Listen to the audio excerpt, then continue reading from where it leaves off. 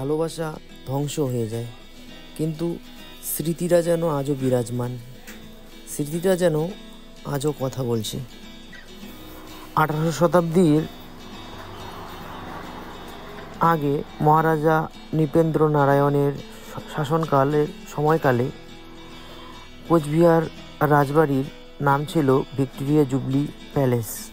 পরবর্তীকালে কোচ রাজা বিশ্বসুন্দর নারায়ণের নাম ধরেই এ রাজবাড়িটির নাম দেওয়া হয় কোচবিহার রাজবাড়ি।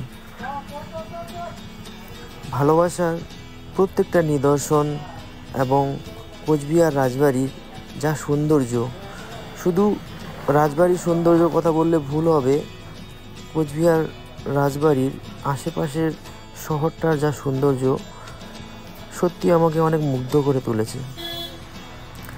আশেপাশের রাস্তাঘাট বলুন, শহরের বিভিন্ন দেখার রাসমেলার কথা বলুন, সত্যি সে যেন এক রূপকথার দেশে চলে এসেছে এমনটা মনে হচ্ছিল।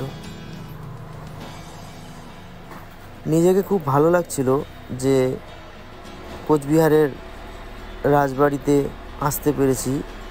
তার সাথে সাথে আমরা রাসমেলায় এসেছিলাম।